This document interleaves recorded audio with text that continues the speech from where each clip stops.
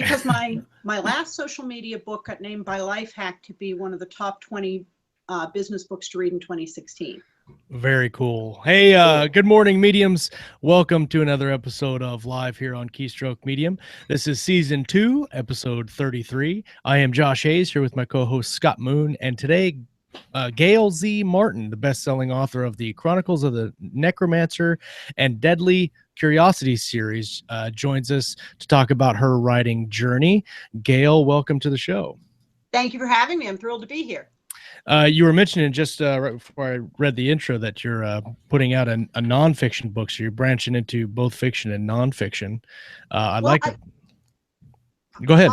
I was going to say, it's actually my fourth book on social media, and here I happen to have a copy. It isn't out yet, but it is on pre-order. It's from Career Press, and it's the Essential Social Media Handbook, and there is a chapter in there for writers and creators who want to use social media to increase their visibility, and also Patreon, Kickstarter, crowdfunding. And so, yeah, I often talk at Dragon Con and other sci-fi conventions about using social media for creators.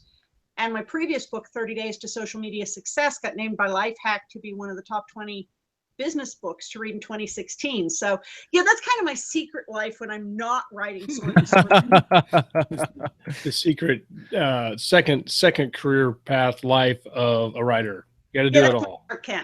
Yeah.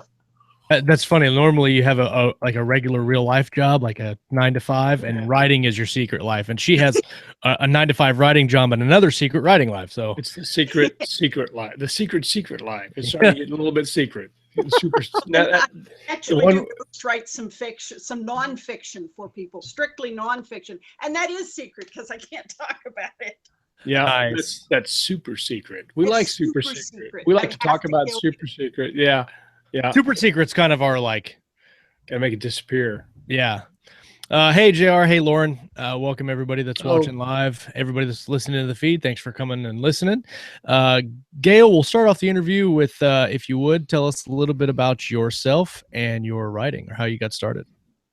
Well, I always tell people that I've been writing all my life, but I have been published since 2007. So it's 10 years this year. Yay! Congratulations. Good deal. Thank you. And so, the first story I ever wrote, I was 5 years old. I couldn't spell yet, so I dictated it to my grandmother. And believe it or not, it was about a vampire. Because my favorite show in the whole world when I was a preschooler was Dark Shadows, which was, Barnabas Collins and the whole werewolves and witches and vampires in this really messed up New England family. And I don't know who thought it was a good idea to let a preschooler watch that, but I was addicted. And I not only wrote this story about a vampire, but I acted it out. And, some kids, the other kids would get a cardboard box and they'd make it into a race car. I made it into a coffin and rose from the dead. There you go. Gotta get in character. Yeah, I kind of had to end up doing this. There you go. That's fantastic. Vicky Malone Kennedy says she loves Dark Shadows, and JR mentioned a little earlier that he met you at RavenCon last year and says that you were awesome. So that's very cool. RavenCon is awesome. This is my year off. They rotate the guest authors so that it stays fresh and totally understandable. But it's the favorite convention of mine, and this year I'm not there, but maybe next year. When is it during the year? Next year? Actually, it's always in April, and I think it was just last weekend. Okay. Because you can seem like like spring and fall conferences. The conference season has begun for the spring, I think now. The conference season has begun in earnest. Last year I did 17 cons, and I loved every one of them. But this year I'm stepping up my writing and writing more books. So right now we're looking at 6 to 8 books. So I needed to stay home a little more. And my con season starts in January and runs all the way through November. So I think I'm only doing about 14 this year. I'm slacking a little. Gotta cut way back to 14 a year. Yeah, more than one a month. I was scrolling through your Amazon profile, looking at the numerous books that you've published. I couldn't even count how many it was. both by you and then anthologies you're included in. It looks like, just looking off the top of my head, you write dark fantasy, gothic romance, and urban fantasy. Epic fantasy? Not gothic romance. Epic fantasy, urban fantasy, and steampunk is a little more where we are. And there are 15 novels so far. The only reason I say gothic romance is it lists the Summerer on Amazon as ebooks, romance, and gothic. That's the only reason I pulled that. Amazon makes their crazy categories sometimes without consulting the author, which I guess they know what they're doing for selling. Well, those are actually listed by the publisher, which is Solaris Books. But one time they accidentally listed The Blood King as erotica, and all I can figure is that there were some really confused readers who were, flipping through it looking for the naughty bits.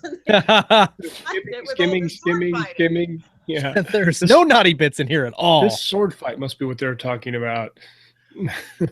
Yeah, anyway. Gothic romance. I'll have to let the publisher know. Yeah. So you're the newest series you're working on is the Deadly Curiosities. Is that right? No, actually, the newest series is Darkhurst, and that is epic fantasy.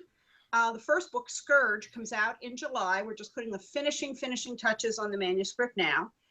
And it's a whole new epic fantasy world. We've got two brothers who are undertakers who end up fighting monsters to save their friends and family and neighbors, and find out that there is a whole lot more to this than a much bigger conspiracy behind the monsters than they ever expected.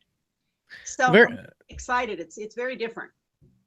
So it's not your like dwarves and elves and kind of a high fantasy setting, is it? All my epic fantasy so far, I haven't done dwarves and elves or really even dragons. Most of my epic fantasy does include paranormal creatures. So I've got vampires, werewolves, hauntings, all the supernatural stuff, but no elves. Very cool. Well, no, I think it's there's enough elves and dwarves out there. I like that authors take it differently. I just finished The Age of Myth by Michael J. Sullivan, and while he has elves in his book, he doesn't call them elves, and he has dwarves, but he doesn't call them dwarves.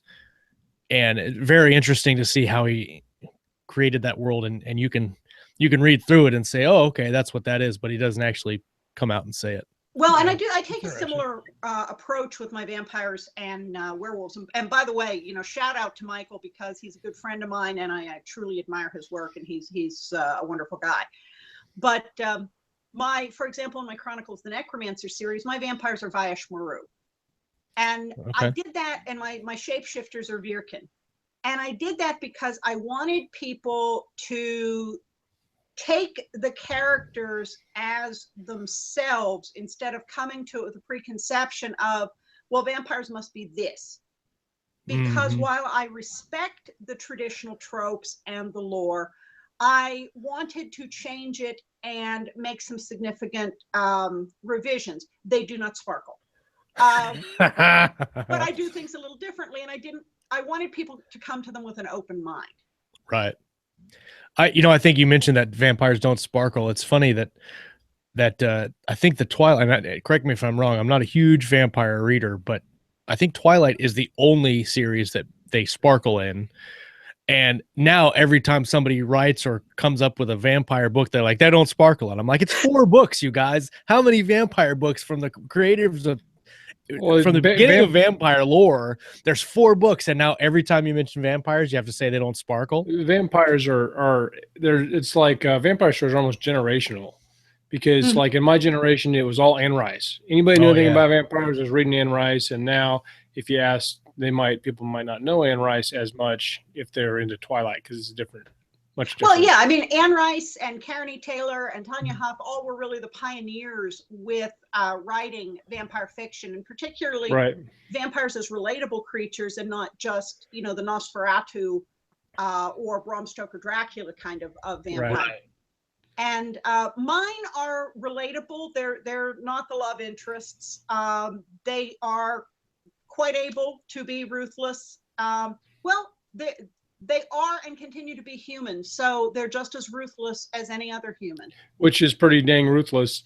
Vicky Malone Kennedy in the chat says, real vampires don't sparkle, they burst into flames. So. Well, this is true with proper kindling. Yeah. Right. She also asks, do you think that vampire stories as a whole or as the genre are on a decline in recent history? Do you think that that's true, or? You know, if you believed all the trends in publishing, you drive yourself nuts, because vampires are on a decline. Nobody reads urban fantasy anymore. Nobody reads paranormal romance anymore, if you listen to the pundit publishing. Right. I don't know any readers who think that's true. I think paranormal romance and especially the little bit more romancy urban fantasy sells like insanely well. But according to New York Publishing, it's on the decline, and nobody looks at it anymore. It's on the decline from 1 billion, and we're going to get down to 500 million this year. Exactly. So I think there will always be a place for well-written vampire stories and intriguing vampire characters. You just have to switch it up and make it believable. I wonder then, I mean, you started out traditional, I think you still are more of a hybrid now. Knowing that when big publishing comes out and says such and such genre is not doing well, we're not going to sell books. Does that affect you as a traditionally published author to say, no, this is a good book, I know readers want to read it, and then you get some kickback from the publisher? Do you experience any of that, or? Well, the wonderful thing about the opportunities we have now in the range of publishing options is that we do have options. So I haven't had a publisher turn down a proposed series because they thought that genre was on the decline. But if they did, I can take it and self-publish it and reach those readers. And the thing that is so powerful with self-publishing is a readership may not have the huge numbers that make it effective for traditional publishing. Those numbers that exist can be very, very comfortable for an indie publisher. If you traditional pub has a lot more overhead, and they got the bureaucracy and the machine. Vicky wants to know if you prefer indie to traditional publishing. So I don't know if you covered that. You know, or if you want to elaborate. They both have some nice things. Traditional publishing, you get a check up front. That's good stuff. I like checks up, unless you don't like things like checks. And a check in the middle, and maybe a check at the end, and maybe just a check a little bit later. That'd be all fine with you. And when you're out, you keep getting checks. That's good stuff. You know, of course, the strength with traditional publisher is they do it all for you. They edit it, they get the cover, they take care of the distribution. And I've had some fantastic covers with some amazing artists like Michael Comark and Chris McGrath. So that's a very good thing about traditional publishing. On the other hand, you have some awesome book covers too. When I was perusing through your site, I was like, oh my goodness, these are real wicked cool. So everybody should go there and look. I've been very lucky. You know, on the other hand, you're one of dozens of authors that they take care of, and if you write faster than they care to publish, well, then you know they're not going to bring out everything you write. On the other hand, with indie, you know, you're taking a risk, you're putting it out there, you've got to do all the promotion and all of the steps up to that point.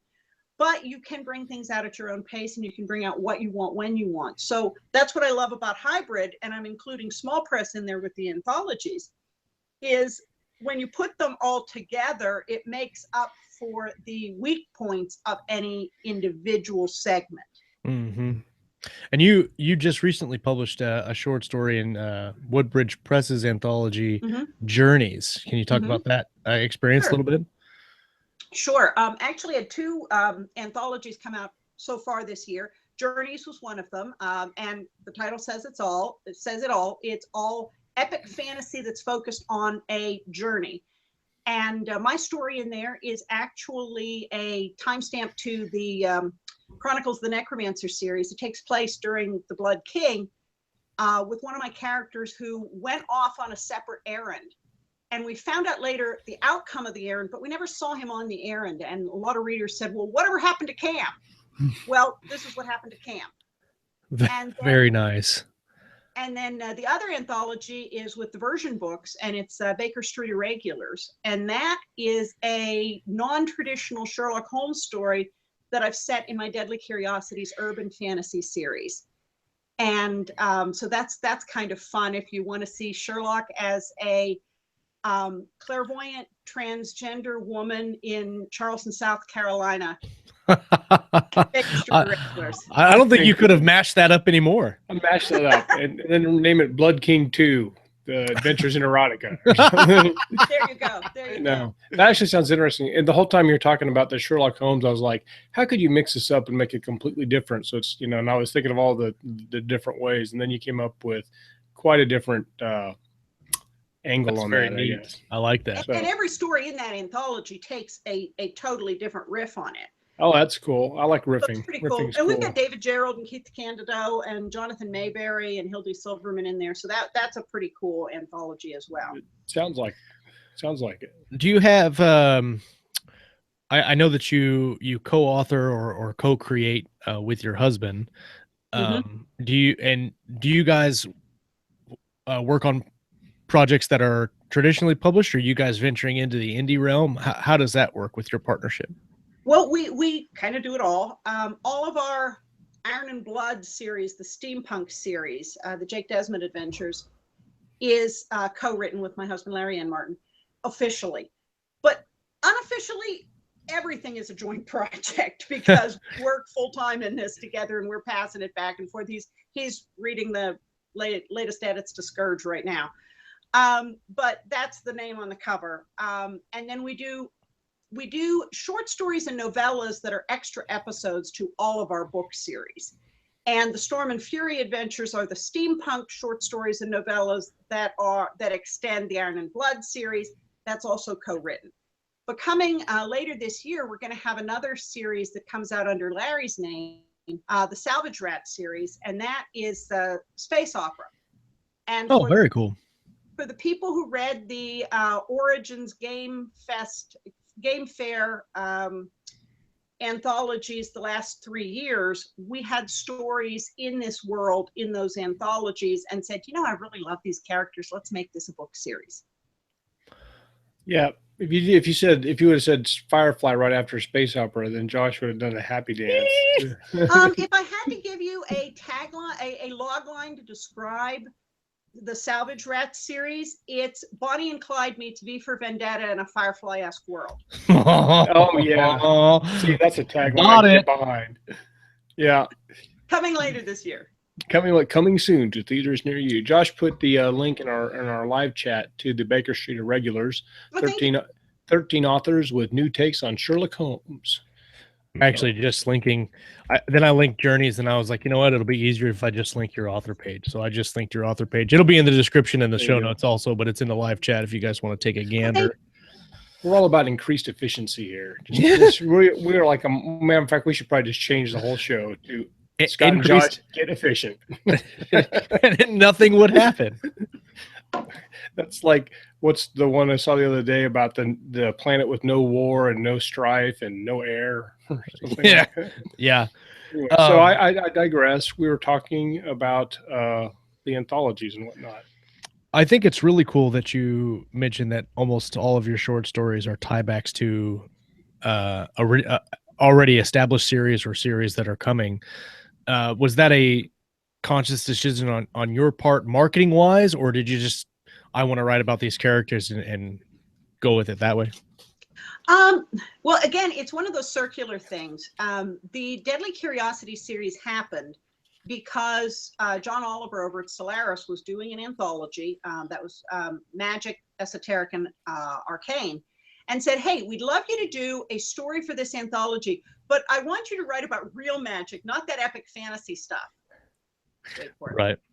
And of course, it's a weird business. I knew exactly what he meant. He meant modern day, not the Gandalf with the blue lightning coming out of his palms, but modern day magic. And I wrote him Buttons. Well, that anthology did very, very well. And John came back to me and said, hey, we really like your story. Would you do a book series? And the answer to that is always yes. Yeah. And that is where the Deadly Curiosities series got its start. And so many of the anthologies I was getting invited to be in right then were a really good match for that series that started doing more stories in that world. And then, of course, when the rights revert, we'd bring them out indie. And now we're bringing out more novellas in that series. And the same thing is with the Chronicles of the Necromancer. You know, I will be coming back to that series with 6 more brand new books, and I'm hoping that that will happen. I'll be writing the first of those next year, hoping that the first one comes out in 2019. But there's a character there, John Mark Bahanian, that everybody loved and wanted to know more about his backstory. And so I've now done 3 serialized novels in short stories and novellas, the John Mark Bahanian Adventures. And again, that big circle, Solaris comes back to me after I brought out these indie and said, hey, we'd like to do a collection of the first 10 of these as a print and ebook anthology. Are you okay with that? And of course, the answer is yes. Path. So, you know, it just goes round and round. I'm curious, and I know your Chronicles of Necromancer series has been out for a while, but I've been on this huge epic fantasy, grimdark fantasy kick recently. Mm-hmm. Can you give us a little tidbit or a little pitch on the Necromancer? What's that series about, that 4 books? Sure. Well, I'll tell you what I tell people at a book signing: action, magic, and a necromancer who's a good guy. And that's more of a classic epic quest fantasy. And yes, the necromancer is the hero of the piece.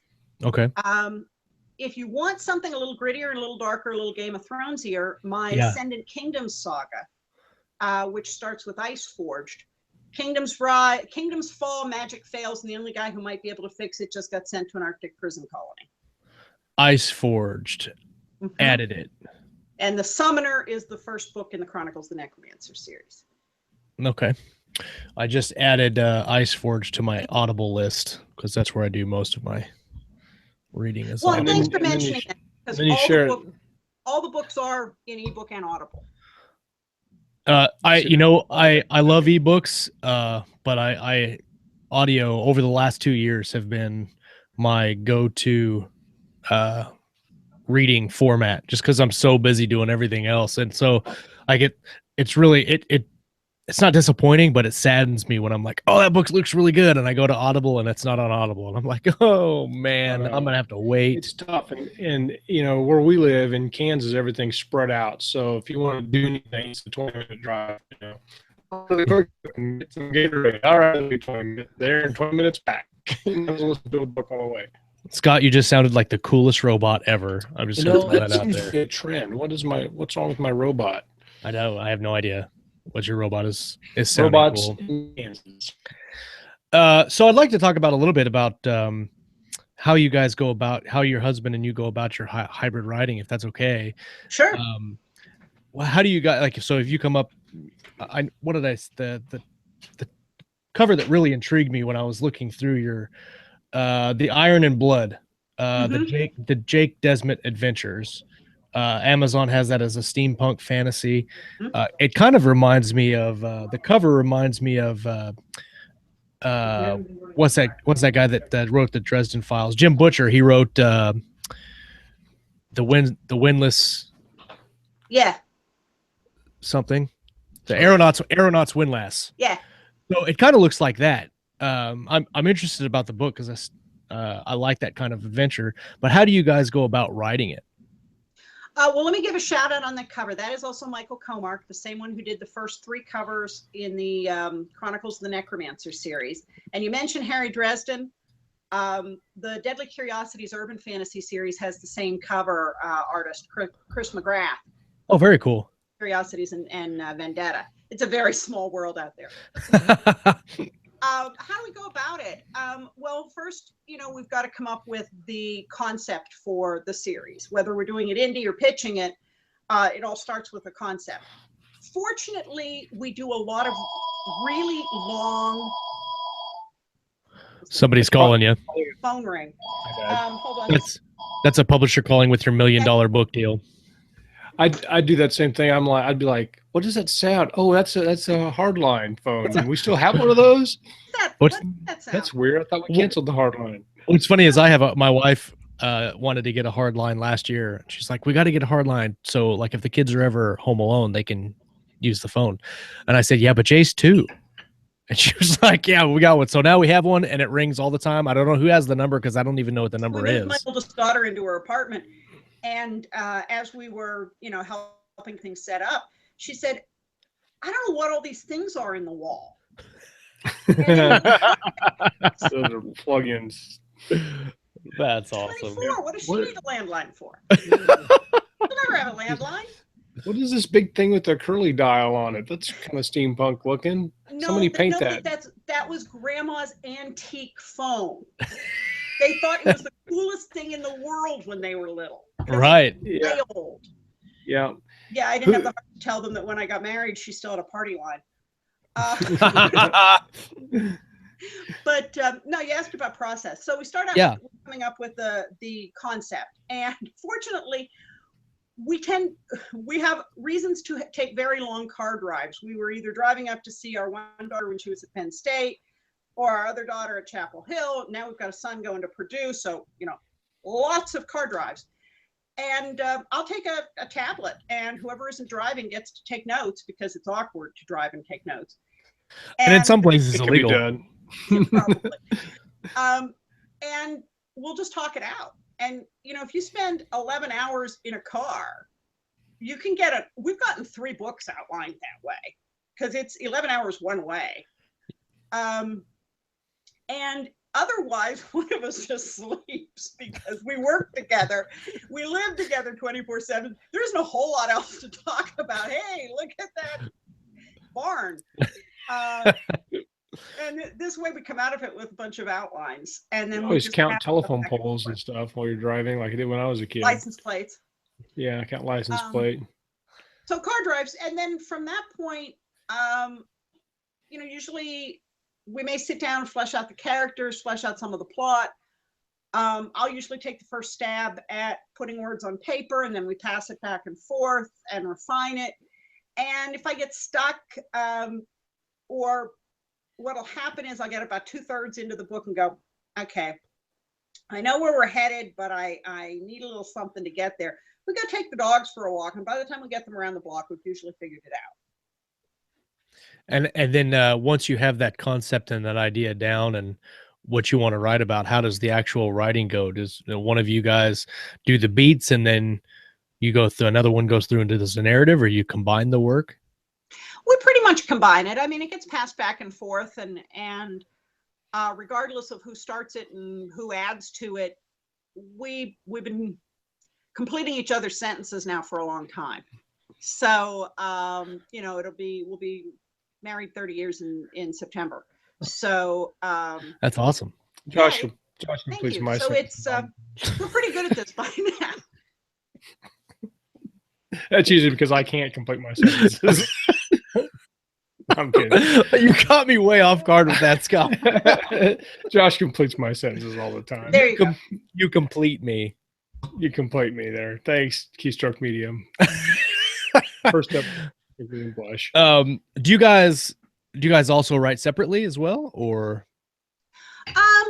Well, my not really. We're bringing stuff out under the different names depending on what works best for the series. Obviously, I got started with the Chronicles series when Larry was still working in corporate. So at that point, he wouldn't get really involved until maybe the last read through because he was still working a full-time day job. Mm-hmm. And he's been in with me now full-time since 2011. Wow, that's cool. So it's become much more of a truly joint effort since then. But as I said, Salvage Rat's coming out under his name. It kind of depends on which way we think the genre will react best. Right. I'd like to get into talking about some of your nonfiction stuff. Before we do that, I want to just take a minute and read the ad real quick, and then we'll get on to the nonfiction side. As always, this episode of Live is brought to you by BZ Hercules Editing Services. You can receive an exclusive 15% discount to all editing, proofing, triangulation services and more. You can visit our brand new, spanking beautiful, clean, and shiny smart URL, keystroke.medium.com/BZ Hercules. It'll take you a redirect to her site, but it's way easier to remember than the one we had before. So www.keystroke.medium.com/BZ Hercules. The Triangulation Services is editing, proofing, and beta reading, all put together in a specially priced package using the industry's best practices. This is the most precise method to thoroughly edit a manuscript for a great low price. And also, we are offering spots now on our website for show sponsorships for authors and publishers. If you're interested, you can email us at keystroke.medium.com and ask about our sponsorship program. We will feature your book or product in a live episode and in the show notes and the podcast on iTunes and on YouTube and on our website. So not a bad deal. Not a bad deal at all. For a little bit of evergreen promotion, that would be that's right. A good thing, right? Vicky had a question, but Josh, you want to set us up for the nonfiction? Or well, this kind of goes in with that. Vicky Malone Kennedy asks, do you prefer to write fiction or nonfiction? They come from very different places in my brain. So it's kind of fun writing them together if the deadlines aren't too crazed, like they were in December when I ended up with one of each type of book due before the holidays. It wasn't supposed to work like that, but it did. The nonfiction is, in some ways, it's a little easier because you don't have the world building, you don't have the character, you don't have the dialogue. You're teaching. And I was an adjunct professor for about 6 years. I do a lot of panels. If it's something that I'm fairly knowledgeable about, explaining it comes pretty naturally. That's different from sitting down and spinning out a whole world and then going, geez, what God would they swear by? By the way, coming up with profanity in an invented world is really hard. I always just use Chuck Norris. You know, they say Chuck Norris, and that's my profanity, my invented profanity. There are certain things that remain constant as long as you've got human biology. But in terms of coming up with, real meaty swear words in an invented world, that's tough. But I digress. Brandon Sanderson does that pretty well in all of his books. We should do a TNL show just on invented profanity or the lack thereof.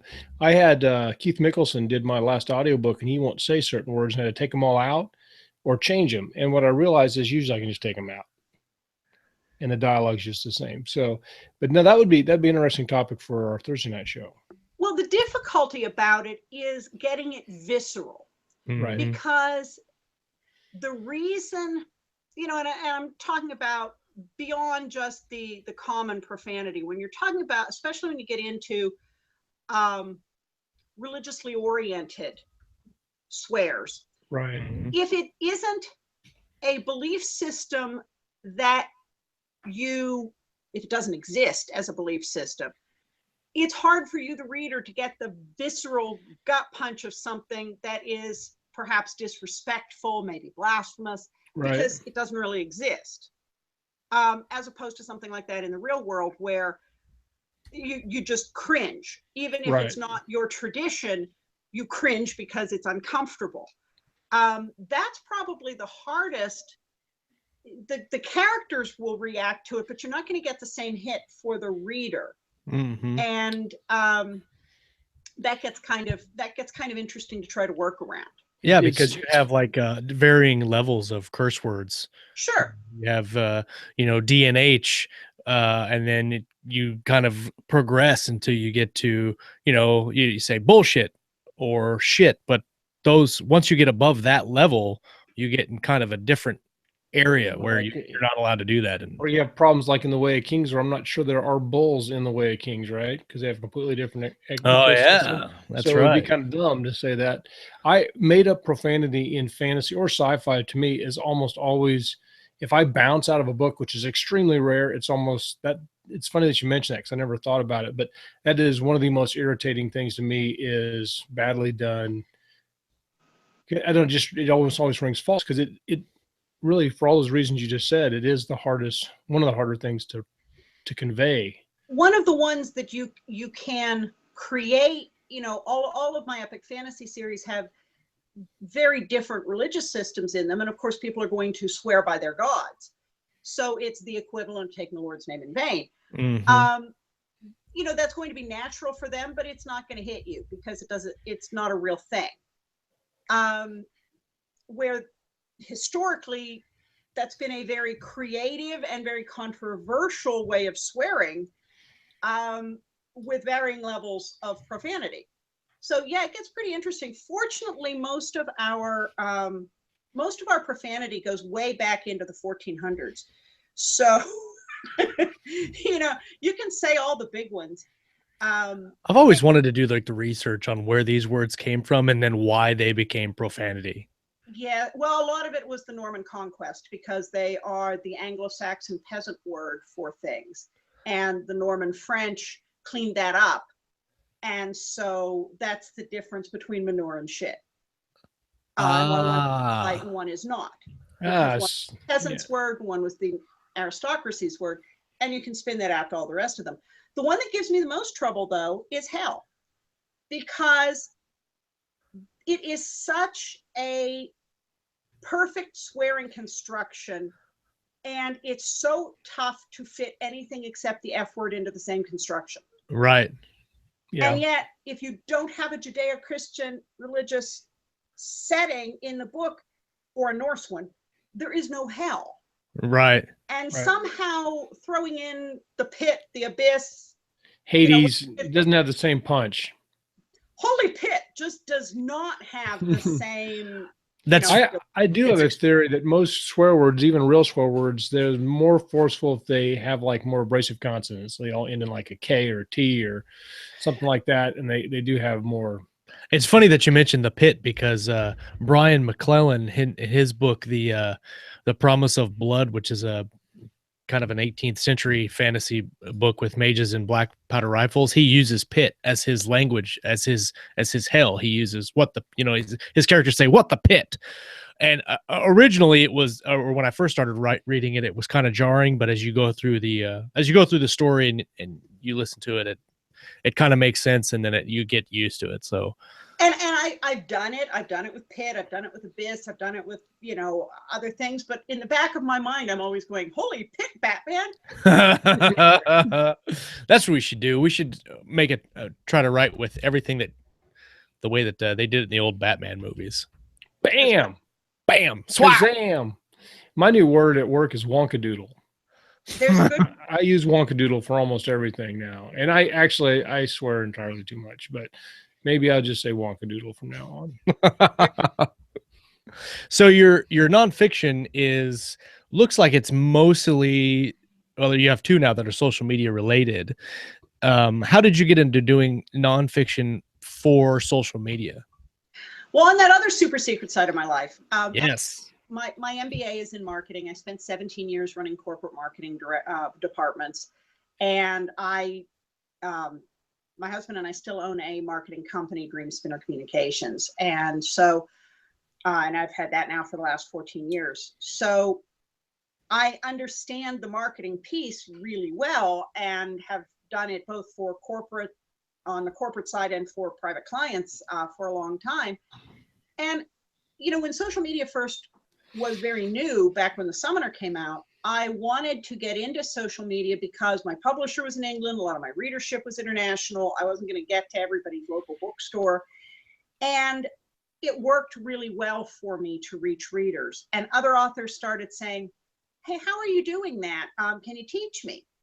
And then I brought it back to the nonfiction side of my business with my marketing clients and said, "Look, this is working for me. I think I can show you how to do this for your business." And that all just finally snowballed into getting a contract to write for Career Press. And we did 3 initial books in the 30 Days series. And then after, Lifehack was kind enough to say such nice things about the book last year, Career Press came back and said, hey, we want you to do a different one, but this time switch it up some. So the Essential Social Media Handbook is about how social media changed the world and how the world changed social media, and why the stuff you were doing last year isn't working anymore. Or last month. Yeah. Sometimes. Well, yeah, because I mean, you look at, you mentioned Twitter right before we got started, and you said you're huge into Twitter, and Scott's more into Twitter than I am. I can't stand Twitter. Every time I go onto Twitter, it's just and it's probably because I'm not using it correctly, but all I see is a whole line of buy my book. And my problem is I followed back everybody that was doing the same kind of writing marketing as I was doing. So basically all I get is writing marketing. And there was a couple of books on, using auto tweeters and stuff like that. And so I'm pretty sure that about of the thousands of people that follow me, probably about 2,000 of them are using some sort of auto responder or something.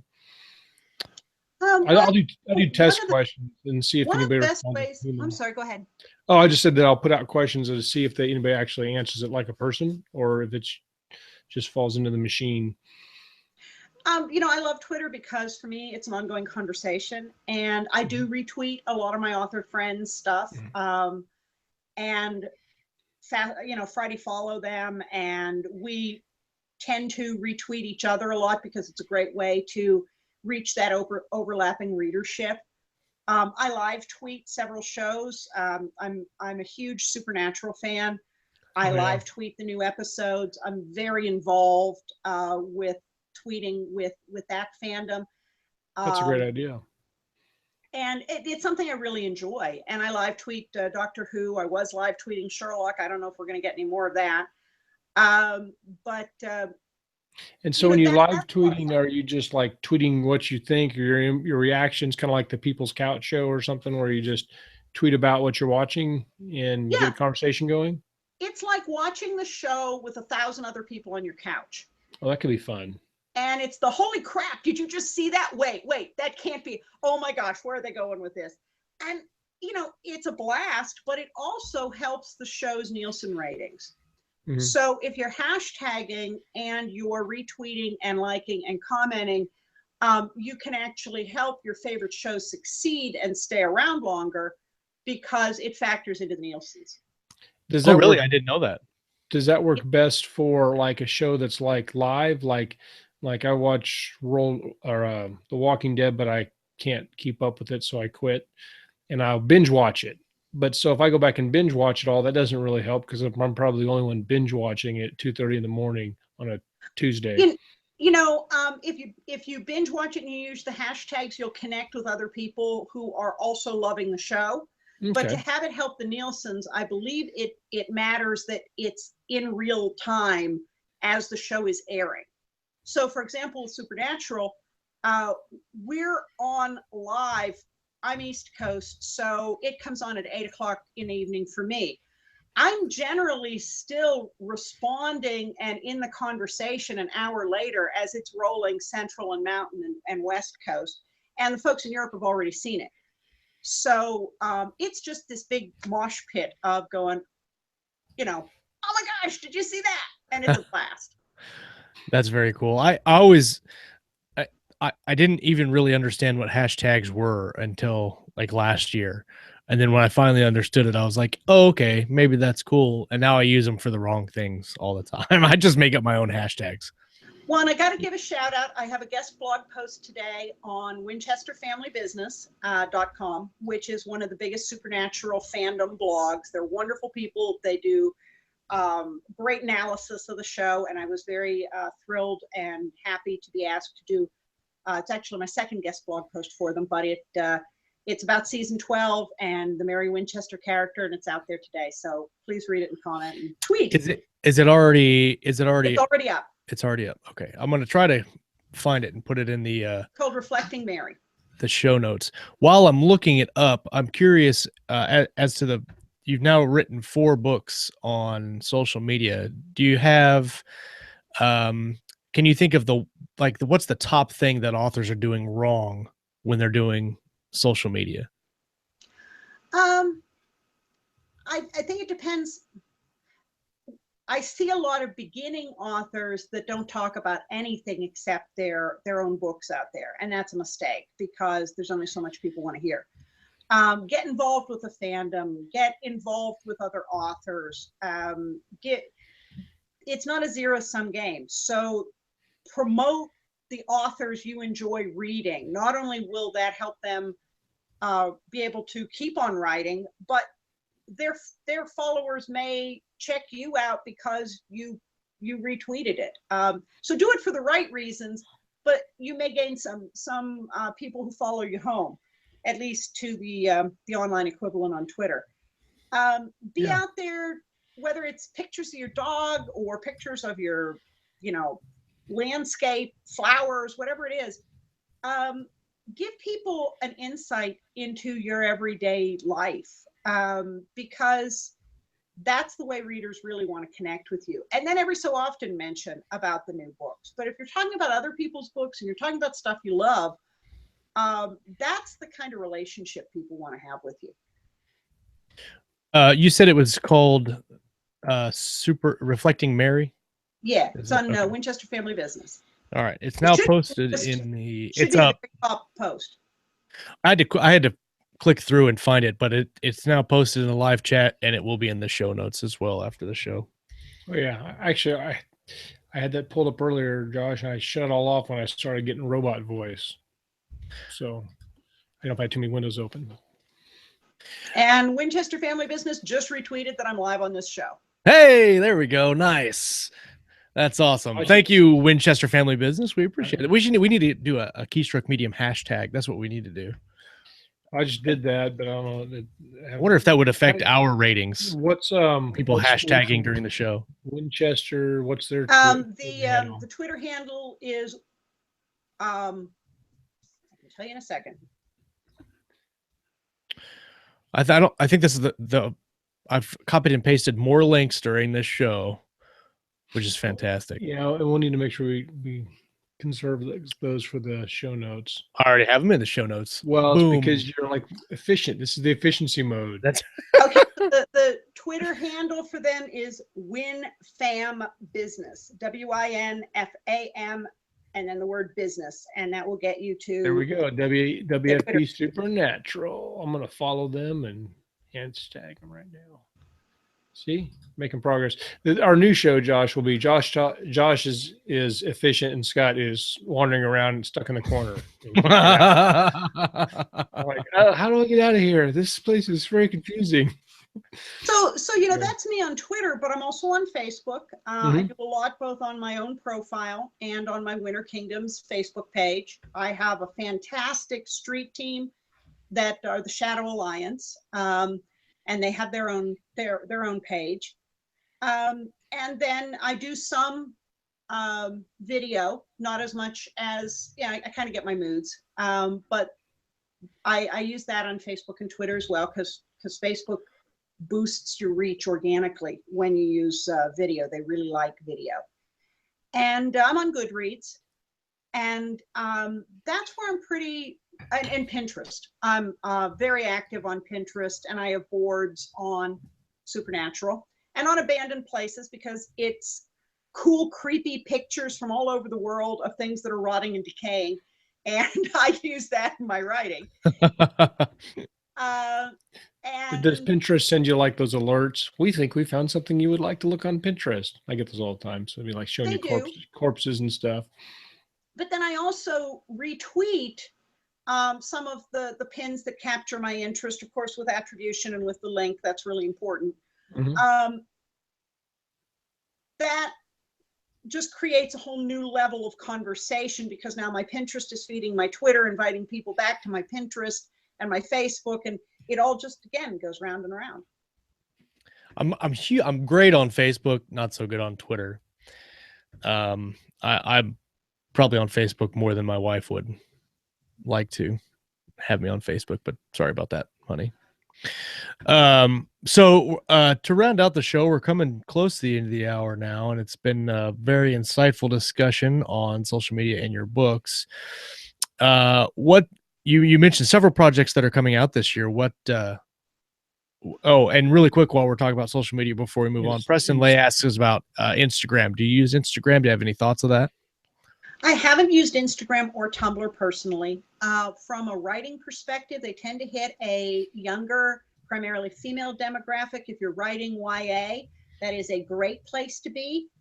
But that hasn't been the demographic that I've been primarily targeting. So I haven't gone there. Okay. But like I said, I'm very active on Facebook, Twitter, Pinterest, Goodreads, and somewhat on YouTube. I've used Instagram, but it's very hard to do. You can't do links on Instagram. So if you post, like if you post a book cover page, yeah, you can't do a link in your post. So that it kind of kills it for selling marketing. I mean, for fans, if you're just doing stuff to feed your fans and discuss, then that's fine. Mhm. Not a whole lot of selling you can do. And I think Instagram set that up intentionally. Yeah, I actually like that a lot. I mean, you could put it in your bio, and you can change the link in your bio every so often. But I really like that. It's really hard to sell things as a personal. You can set up a business one on Instagram, but that's different. It's more of a portfolio site. Yeah. Yeah. But you were asking what's coming out. Scourge is coming out in July, and that's the first book in the new Darkhurst series. Salvage Rat will be out later this year. That's the first book in the space opera series. That'll be coming out under Larry N. Martin. Not sure, don't have a hard date yet, but I expect that. The Hath No Fury anthology from Ragnarok Press is coming out, I believe, in August. And that has an origin story for my character Kessel Falk from the Ascendant Kingdom series. So that's going to be fun. There will be short stories and novellas throughout the year. Larry and I are involved in a shared world with John Hartness in his Bubba the Monster Hunter verse. We're doing 4 novellas set in his universe with original characters in an original setting, and those will be out in the fall. 2 of those will be out in the fall. I'm doing a novella in an anthology that Jeannie Adams is putting together, and that'll be in the Deadly Curiosities world. There will be a couple more novellas in the Blaine McFadden series that round out a time gap in Ice Forged, and they'll be later this year. And if luck is with me, I'll be doing 2 more brand new series indie that I can't talk about later this year, and a really cool tie-in book that I also can't talk about, but that should come out next year. We love super secret, can't talk about projects. And then maybe you can come on the show next year and then talk about it. So we can open a loop and then close a loop, and everybody be happy and buy all your books. And of course, come to Keystroke Medium and just basically stay here forever. That's a huge schedule. I mean, to release. This goes back to a question JR asked a little bit ago that we kind of skipped over, that we have some time to talk about on your writing process. How do you manage to fit all that into a day? I mean, I know you're a full-time writer, so that's what you have to do. But a lot of people, they sit down and 2,500 words a day or this many hours a day. What is it like for you? I was shooting for about 3,000 words a day. I shoot for about 4,500 now, which is about 15 pages. As long as I get somewhere more than 10 and around 15, I'm pretty happy, and I can make that commitment for all of those projects. Not every day turns out to be a writing day. Things happen. Sure. You get sick. You're traveling. Although I can type pretty well in the car, not driving. Hold on, officer. I'm finishing a thought. 1 second. Yeah, I do take vacations. There are holidays, but as long as I've outlined pretty well and have a pretty clear idea of where it's going, knock on wood, usually the words come pretty quickly. Do you usually plot out from beginning to end your book, or do you just have an idea and then sit down and write it? Well, if it is a traditionally published book, I have to have had an outline before they pay any money. They want to know what it's about. Right. And what I've found is the more I outline within reason, the faster the writing goes. When I have sort of a vague idea of how to get from point A to point C, that's when I end up wasting an hour sitting there staring at a blank screen trying to figure out where this is going to go. If I take a tablet out on the back deck with a cup of coffee and noodle around for an hour or two at the beginning of the week or the beginning of every 2 weeks and say, okay, here's where the chapters that I'm going to cover in the next week or two go, the writing piece goes so much faster, and that staring at the blank screen swearing part is much reduced. Banging your head on the keyboard like there is something in there. Yeah. Practicing your made up words and stuff and Yes, seeing if they have the right punch, you know. No, I use real swears at that point. Me too. Scott, do you want to wrap up our questions with your favorite question about Oh, I haven't asked my favorite question for like 3 episodes, and I'm like jonesing. My favorite question, anybody who's watched the show, is do you have in one of your series, do you have a favorite non-main character that you like to write? I didn't word it very well this time. favorite secondary character? Favorite secondary character. John Mark Bahanian is certainly that character in the Chronicles of the Necromancer. He's not the protagonist, that's Triss Drake, but John Mark just became such a real vibrant character that he now has his own 3-book series. In Ascendant Kingdoms, that would have to be Connor, Bevan Connor, because he gets thrust in completely over his head and copes so well. He is really your unintended hero. Deadly Curiosities, which is the urban fantasy series set in Charleston, South Carolina, about getting cursed and haunted objects off the market. Teague Logan is just a blast to write in that. So yeah, I mean, I love my secondary characters. They just are fun. It's very interesting because everybody, almost every writer has one, and sometimes it's like a reader favorite, but they just, I don't know. I think it's very interesting. I'm fascinated with that whole topic, the whole secondary topic. So. We had some comments in the chat. Got a huge @ sign happening in the chat right now. Everybody's posting their Twitter links. It said they're commenting on your schedule. Says you sound pretty busy. That's a really impressive schedule. It's we've had a lot of activity in our. I know there's a lot of questions I feel like we missed because people were really riffing on all of your really interested in all your talks today. So I think let me say this: if they want to ask those questions on my Twitter feed, I am at Gail Z Martin. So hop on over and tweet me the question at Gail Z Martin, and I'll answer it for you. That's a great idea. And that Twitter handle will be in the show notes along with the other links. God, I've got like hundreds of links. It's actually only 2, but I've got all the links that we talked about in the show notes, and then I posted them in the live chat too. Everybody that came out and hung out with us live, thank you for hanging out with us. If you're listening later or watching later, come and hang out with us live. Hop into the chat and get in on the shenanigans and ruckus and mayhem that happens in KSM Live chat. It makes it the live chat makes it a better show, and we really appreciate everybody who comes every time. So that's right. Well, Gail, thank you so much for coming on the show. We really appreciate your time and thoughts and conversation. It was a fun time. Thanks for having me. This was a lot of fun. Could you tell the audience, I know we've already talked about social media, but can you tell the audience where we can find out more about you and your books? Sure. Well, I make it real easy. The website is gailzmartin.com. The Twitter feed is at Gail Z Martin. I'm Gail Z Martin on Facebook. I'm GZ Martin on Pinterest. I'm Gail Z Martin on Goodreads. I make it pretty easy to find me. I sense a trend in branding there. There is a branding trend I'm picking up on. It's like, I could talk about, those mysterious names people use that then nobody can find them under. Yeah. Yeah. Yeah. It's just crazy enough to work. Use the name you're actually. Great. All right. Thanks, Gail.